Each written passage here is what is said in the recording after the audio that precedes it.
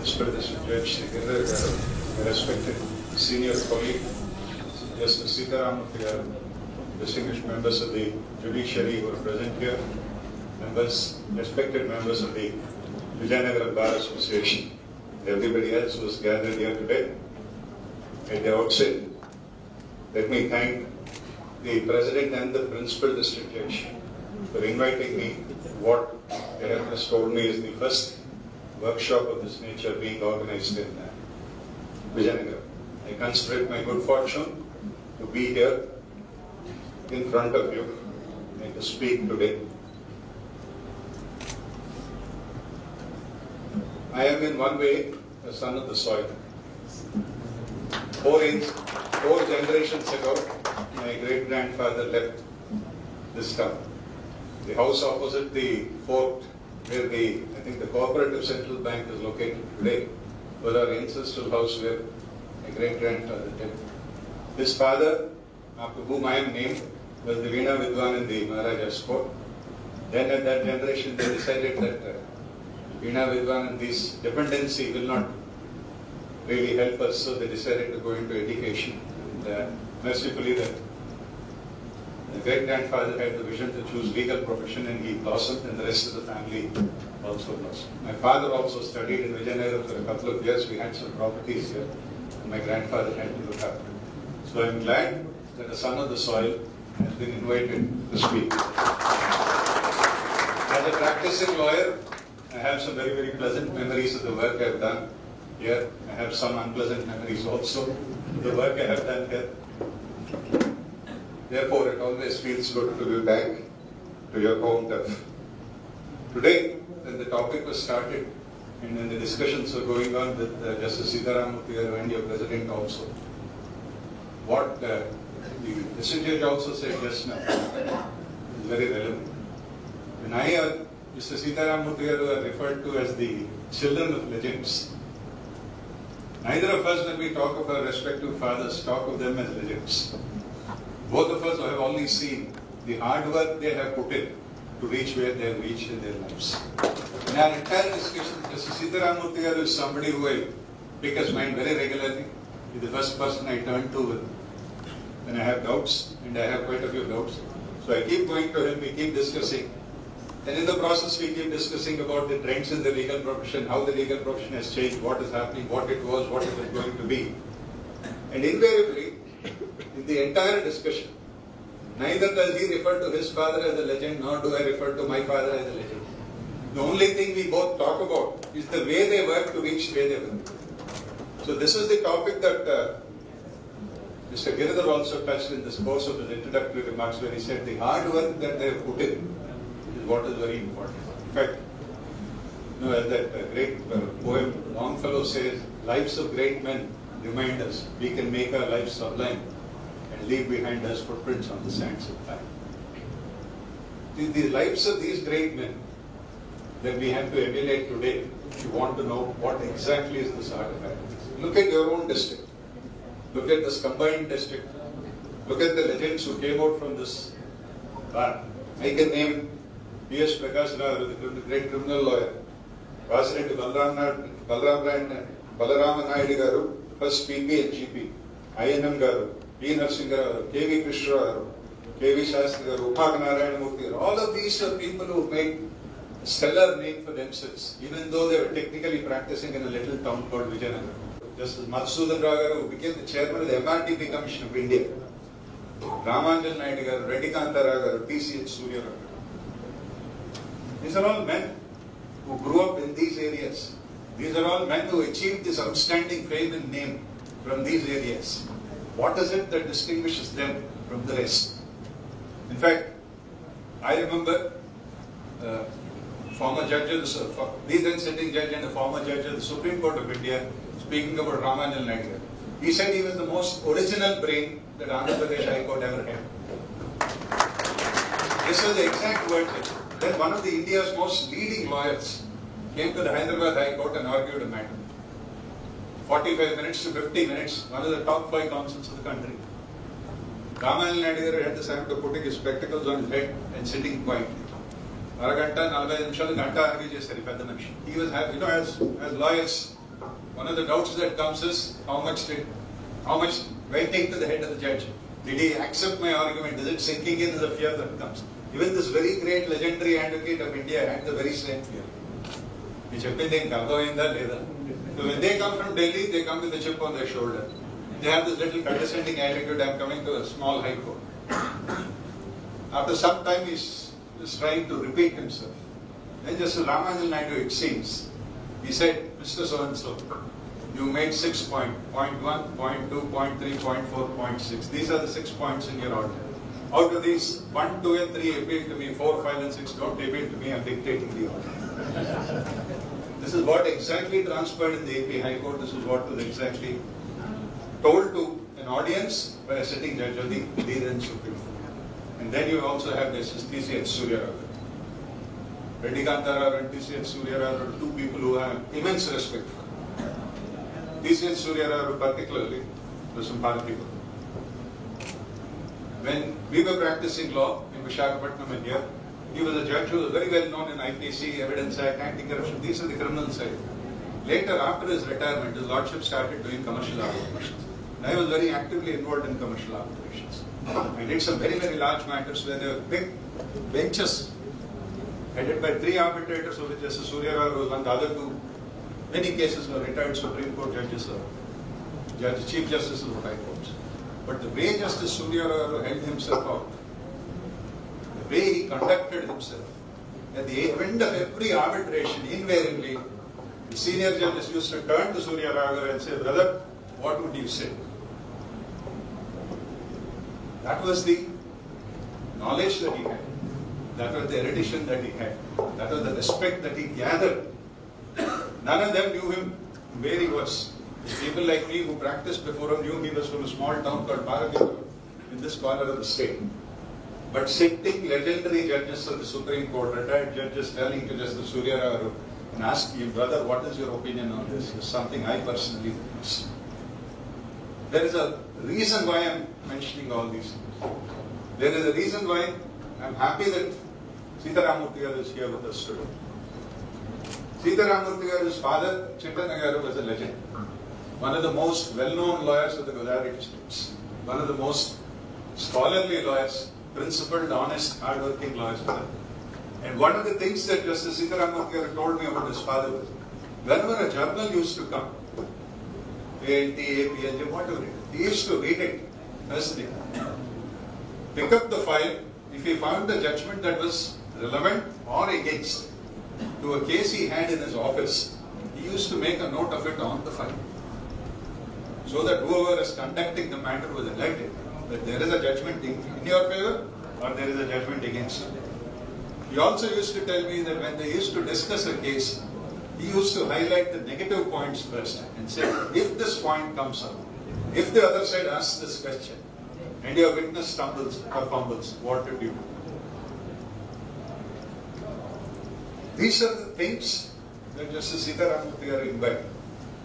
These are the things that he imbibed from his father. Coming to my father. My father was also technically, when Vizianagaram, when he was growing up, was maybe like Vizianagaram, a population of 8 or 7 lakhs. He also, what I remember of him was the extreme hard work that used to go into his cases. I used to remember and see the notes that he used to make.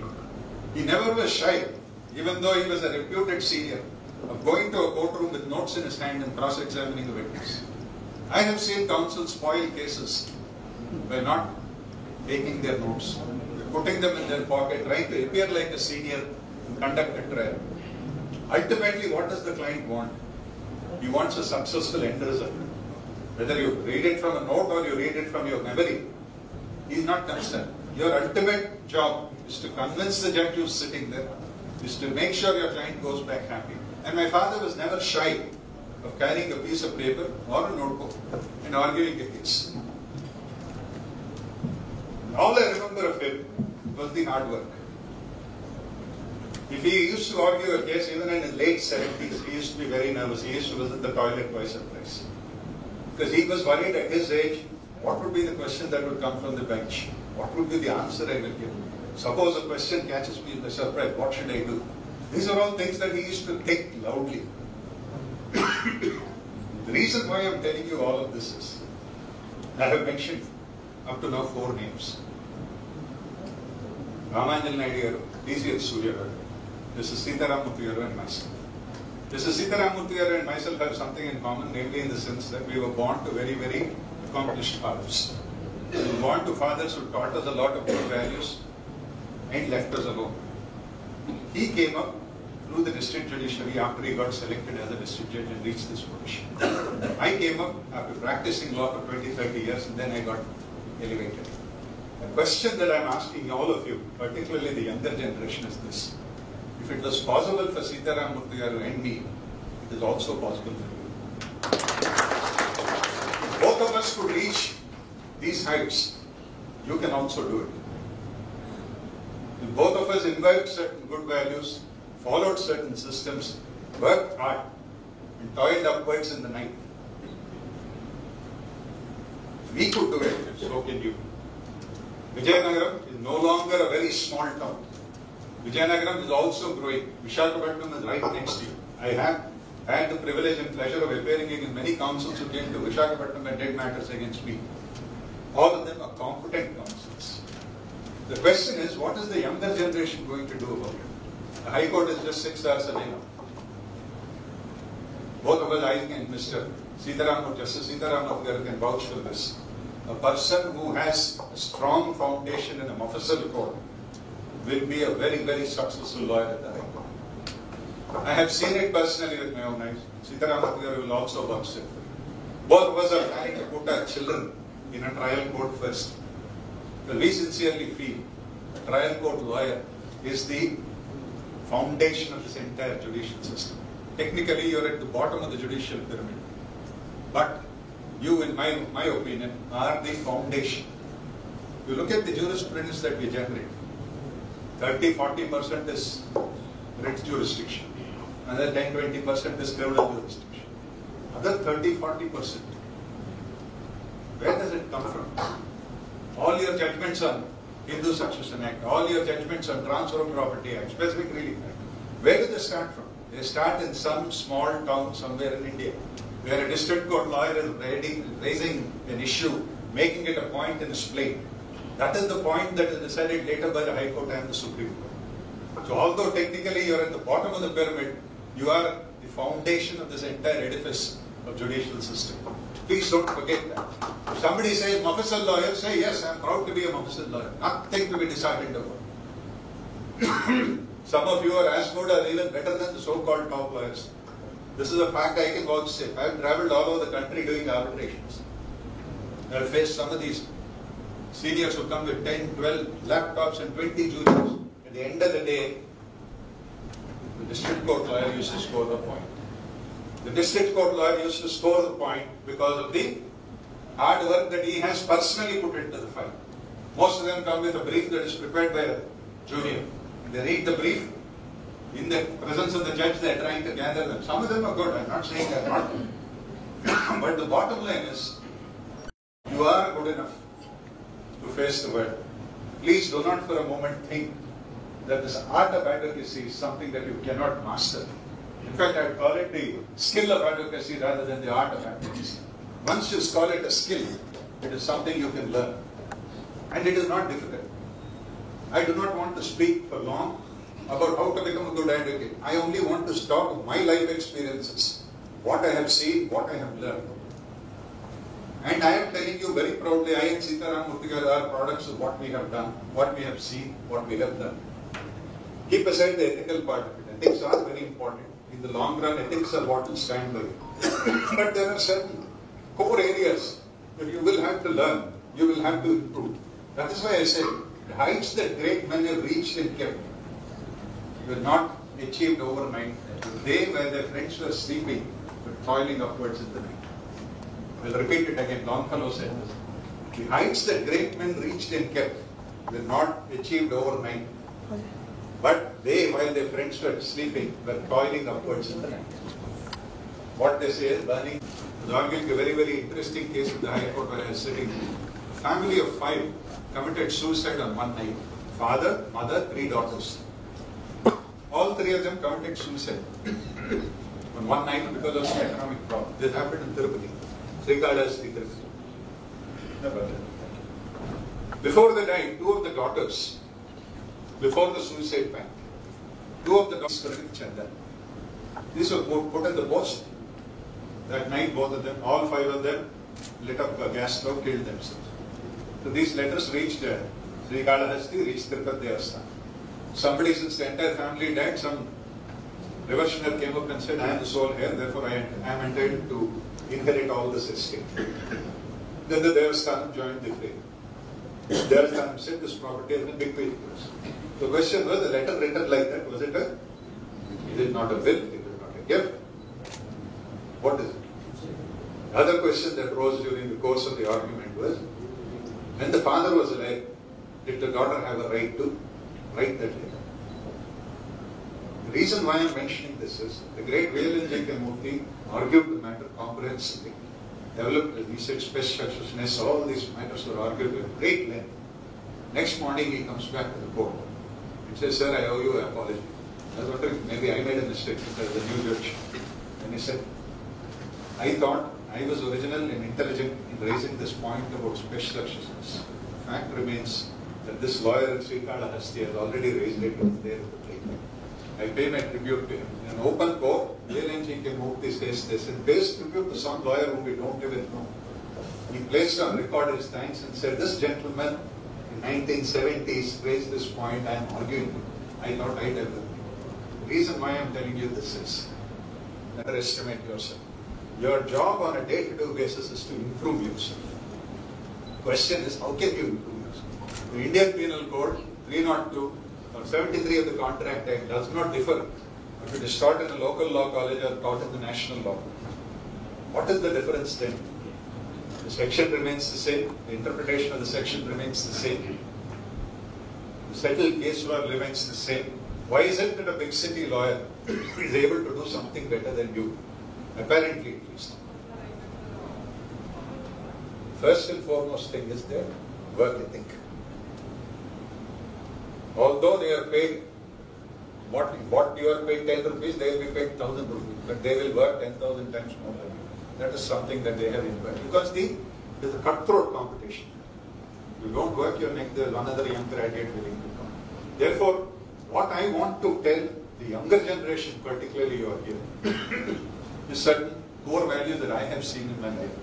I don't know how many of you have read a book by Fali Nariman, says Before Memory Fades. I think I've got it is Fali Nariman's autobiography. The great Fali Nariman did not have work for the first 5 years of his life, his professional life. And this is what he says. Nariman in his book, the training that we received while conducting original civil trades or assisting in the conduct of such trades was invaluable. I conducted civil cases on my own in my 5th year at the bar. There were many pitfalls. We had to be precise in our pleadings. All the relevant facts had to be presented and relevant legal submissions had to be made. A decision had to be taken by the counsel of the number of witnesses that were to be examined, what they would say, which documents they would prove. The ordeal of examination of a witness and their cross-examination was both exciting and exhausting. We had to think on our feet to ask the right question and make sure that there were not too many. All of this involved intense concentration and helped to train my mind by sharpening it. Next passage that I am reading is very important for all of us. Unfortunately, such invaluable experience is denied to many young petitioners of today because of a surfeit of writs or writ petitions where the rules of pleadings are not even practiced or listened. He says, it is a trial court lawyer and practice as a trial court lawyer that gave him his invaluable experience. Unfortunately, according to Mr. Nariman himself, it is dying because everybody wants to file a writ. Nobody wants to go into the difficulties of it. This is a book which I would advise all of you to read. There is a chapter in that book called The School of Hard Knocks. That is what that book, the great Nariman himself writes a chapter and says, School of Hard Knocks. all the mistakes that he made, all the things that he did not do as expected, were all reproduced. The reason why I am telling you all of this is because one of the things that Mr. Nariman says is you have a lot of distinguished seniors. First thing you should learn as a counsel, junior counsel particularly, in this art of advocacy or the skill of advocacy, watch your senior very, very closely. Watch him very closely. Follow him wherever he goes. Watch him interact with the judges. Watch him interact with the clients. Watch him interact with the court staff. On a daily basis, please follow your senior. Just because there is no work doesn't mean you can go home. Sit in a court. Watch any senior who is working. If there is a discussion between the judge and the senior, try to see why. Why did the judge ask that question? What is the reply that is given? Is this a correct reply? Or is this a wrong reply? Every single bit that you watch in court is something you will have to record in your memory. Every senior counsel that I have known, or I and Mr. SEETHARAMA will also say, all of us have made mistakes in our lives. We have learned from our mistakes and moved forward. Everybody who has achieved something in life has got a history of mistakes. The question is, how quickly did they rise above their mistakes? How quickly did they correct themselves? So my first and foremost thing that I would tell every junior lawyer is, please follow the court proceedings very, very carefully. I would still give one example from my life. Most of us think a lease of 11 months does not require registration. But if you go into the Transfer of Property Act, it says leases can be made either by an oral lease or a written or a registered written document. Once a document is there, it has to be registered. I did not know this. I was sitting and watching Mr. Giridhar and Mr. D.V.S. argue. I had nothing to do. My work was over. I could go home. 2 days before that, many of you know Mr. B. Rajshekhar was the registrar CPC, was my childhood classmate. Because he was selected as a judicial officer, he handed over a few of his files to me. A new client came from Rajshekhar to my home. There was this question of a lease. 11 months lease. After I heard this argument of Mr. Giridhar and Pathsari, where they brought in Registration Act, beautiful argument, I developed a written statement. From that day till today, that client is still with me. After I became a judicial officer, he still pays his respect. Because, and I'll be honest with you, I also made a lot of money from it. All because I was sitting in court on one day when I had nothing to do. I could go home, but I still, this is something you should all imbibe and learn. Please do not leave. Judicial officers are sitting on the bench almost till 5, at the end of the day, every day. They are working. Any senior who is working, follow it. Learn from it. Second thing I would request of, you'll have maximum 20-25. This is an art which you should cultivate. For that, you will need good expression. And good expression comes from a lot of reading. Take an English newspaper, take a Telugu newspaper, read it.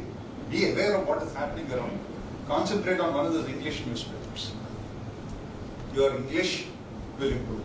Over and above that, I have 2 other very small techniques with somebody. I had an uncle whose method of teaching his children, he used to give them a dictionary and say, take any 5 words. Any 5 words. Just read them and memorize them. Randomly, just flip a page, pick up a dictionary, and do that. You can do that. You can also take a judicial dictionary, flip a page, just take 5 words at random. The whole idea is this. You read them, you'll lose, maybe you'll lose 60% of it, 40% you'll read it. But that 40%, when a client comes and is sitting in front of you and he says, this is the issue involved, and you come out with the right phrase, just imagine the confidence the client will have in you. Or a judge throws a question at you and you say, no my lord, this is the doctrine that will apply. One single word can often demolish an entire argument. And these are all habits which you can pick up while you're sitting and doing nothing. Random dictionary. Take a small dictionary, put it in your pocket, 5 words a day. Take a judicial dictionary, 5 words a day. How difficult is it? It can be easily achieved. The third way of doing it is the law journals that we get. I have a, in fact I was telling Mr. SEETHARAMA also, there's a senior counsel called Mr. M. in Visakhapatnam. If you are practicing, just notice him when he walks around. Invariably, he'll have to examine the main witness. Failure to cross-examine will amount to an admission. Next time when you are getting up and arguing, this will come readily to your mind. This will be locked into your subconscious mind, it will come out. At the same time, while you are becoming adept at the legal language and the reason why the judgments are written in the manner that they are written, you will also learn to present it at the appropriate. It's a very simple thing that you can all cultivate. My father had this habit of reading every journal, making on it. He used to have a big notebook. Right from the start of his career till the time of his death, he used to make a note. You never know when it will come. Most of you, after 3-4 years of practice, will have certain areas where you see you regularly getting claims. In those areas, when you see a case that will likely to come, you note it. It will come in use later. Don't ever think that what you have learned will go waste. All the good lawyers that I have seen. I will also tell you an instance of Justice M. Jagannath Rao. When we were doing arbitrations before him, he used to listen to an argument throughout the day, go home, do his own research. Next morning he used to come with a new case on the subject, give it to both the counsels. Now what do you say? Retired judge of the Supreme Court of India, retired judge, Law Commission of India, more than 80 years old. He still had the enthusiasm and the zeal. You hear a whole case throughout the day. When arbitrations are conducted there from 10 to 5, there's no break. He used to listen through the day. He used to go back home, come back with something new. If at his age he could do it, I don't see why the younger generation cannot do it. See, as somebody rightly said, when you're in a law college for 3 years, you're a student of law. Once you're in this profession, for the rest of your life, you're a student of law. There is no ending to learning. You are every day a student. The question is, how did you improve yourself today? What is it that I have done today that will help me tomorrow? This should be the core ethic that you should pick up. It should become your culture or second nature. Every day, just 5 words, even for the judicial officer. Other day I remember reading a judgment of a judge from the Shri. He used the word to boot about 45 times in a 50-page judgment. To boot, that is to say a matter. Who wants that phrase? This was the comment made by the senior counsel. He said the learned judge got carried away with the English that he was using, he forgot the substance. See, simplicity is the key. They have their own pressures, they have their own schedules. You have your own pressures. The whole idea is to convince the judge in the limited period of time that you've got, so that you get a favorable order. Isn't that the whole idea of this advocacy? Therefore, when you use the right phrase, when you use the right sentence, when you condense the argument well and put it across to a judge, it will be appreciated. They are also tired. You know some of the difficulties in the infrastructure that they sit in this heat and work. Afternoon wearing a black coat and 45 degrees. At that point of time, they are not going to be impressed with fine flowery English. What they want is clear and succinct arguments on the point to, sir, this is my case, suit based on a pro note, this is the defense taken, issue number 1 is this. This is my witness, this is what the second witness said, please see his cross-examination on this case. He made this important admission which is enough for me to succeed in this suit. Now, whether my client is a resident of Alapati, West Godavari district, Your Honor, he approached the defendant, Your Honor, for 10,000 rupees. Then after negotiation, he gave me 10,000 rupees. Why do you need to do all that? Simply say, suit based on a pro note. Money was lent, taken, this is my defense, this is what happened. This is the trend of things as they are going to come in the future. When my father was actively practicing, he used to tell me 3 days arguments. Now it does not happen. Therefore, you will have to cultivate this habit of improving your language skills. It will take time. I'll do it. Everybody speaks of my father as an outstanding orator. He spoke all over the country.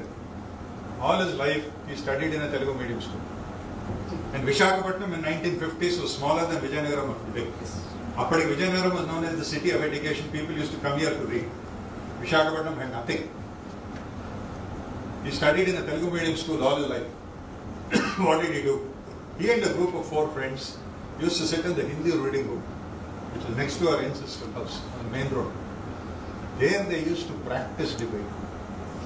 Ochira in English, this is how he improved himself. This is what stood him in good stead throughout the country. Reading a newspaper, discussing a current issue, talking about it. He himself said, all his life he studied in a Telugu medium school. And he was known as one of the finest orators in English produced from this part of the country. All of it was self-taught. If he could do it, you can also do it. This is all I'm telling you. It is possible. Think of the Visakhapatnam of 1940s and 50s when my father was growing up. It was a small fishing village, hardly anything. But he improved himself so much. And then, case law on the subject is something I've said. Yes, the other method that if you really want to keep the judge's attention and to make a focused argument, one of the finest methods that are recommended by many seniors, a chronology. That is one of the easiest ways of presenting this. Even when you are, let us say, writing a claim, always start with the chronology. What is it that would 1, 2, 3, 4, 5. Suppose you're, let us say it's a specific performance suit. 2 years prior to the date the client met you, you got issued a notice saying that to the defendant, please come and execute the same thing. Majalo daily that's by the time he comes to you. Question is, if you file a suit now, it will need readiness and willingness. Are you really ready and willing? There is a 2-year gap between the notice and the date of the plaintiff. How do you explain that? When you sit and you're writing a case, you start on those lines.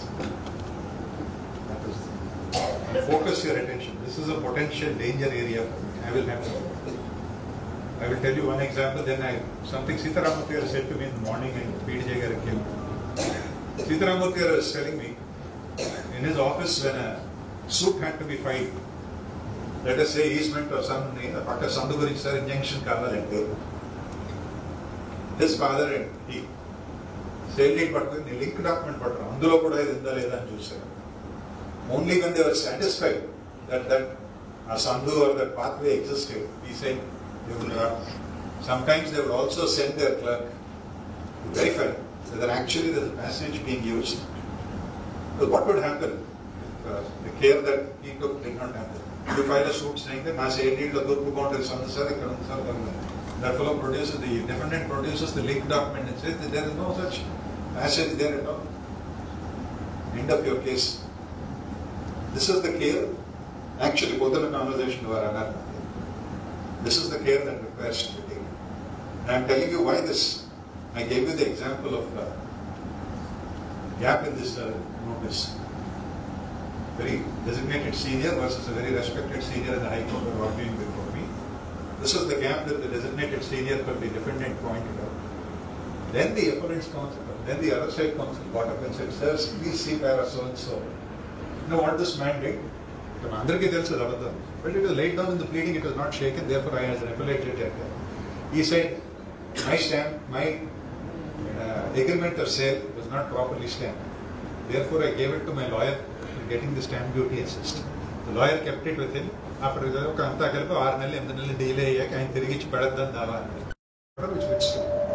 what happened that day was the judge car he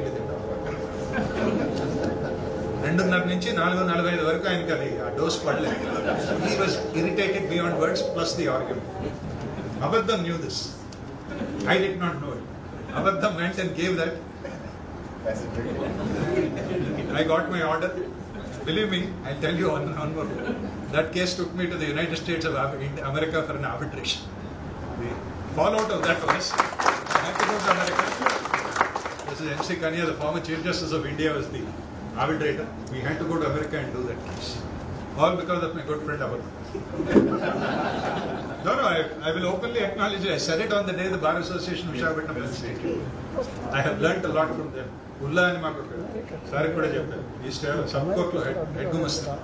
He was meticulous in his checking of the claim. Meticulous. Dava vesi number cheyinchukodu ante order final decree vachinandu. These are all the people we learned from. Sat next to them, got the suits numbered. They pointed out the mistake. Rendo sir mistake chesti tinted. Monne kada cheppanu neeku. So don't ever think anybody is unimportant. All the entire team of people together we deliver, we are a part of the justice delivery system. Give respect to all of them, take respect from all of them. The way you behave, the way you conduct yourself will determine the way you go, where you go in life. Not very far off. If I could do it from Visakhapatnam, Seetharamurthy could do it from Kakinada. you're also equally capable of doing it from Vizianagaram. My humble request to all of you is cultivate these good habits. You have a great bar. Some outstanding lawyers have come up from this part of the country. Even now you have some very, very respected seniors. You have a good set of judicial officers. There are no issues of, bar and bench fighting. You have a wonderful atmosphere that will allow you to thrive, to grow, to improve, to become bigger and better. This should be the daily aim of your life. Every day, learn something new. One little word, two little words, two Latin phrases, two. When you are making an argument and you come up with the right word at the right time, believe me, every judge will be impressed. It's all a question of hard work and cultivation. Otherwise, you form a little debating society. Uchira English lo mattaded, who's bothered? Cultivate it. If my father could do it in the late 50s in Visakhapatnam, I don't think why you have access to internet, you have access to TV. All they had was the old radio commentary from London. Improve their English, pronunciation. They used to read the newspaper, listen to the radio commentary. When India was playing a match. India playing a match against England once in 5 years. Those are the little things that they used to improve themselves. If they could do it, I sincerely feel all of you could also do it. My humble request to the bar is to continue these. Please don't treat this as a one-off opportunity. Stop it. You have very distinguished judicial officers. Let them sit, interact with 5. You can sit, the PDG can sit, they can sit. Just discuss with them. Ultimately, all of us, when we started our respective lives, we were also not well learned. We learnt it on the way. This can be done. Therefore, I don't want to, I think I've taken more than expected. Thank you very much for the opportunity. Thank you, sir. As usual, my Lordship is the speech, the smile, the style, study, and distance for Somayajulu.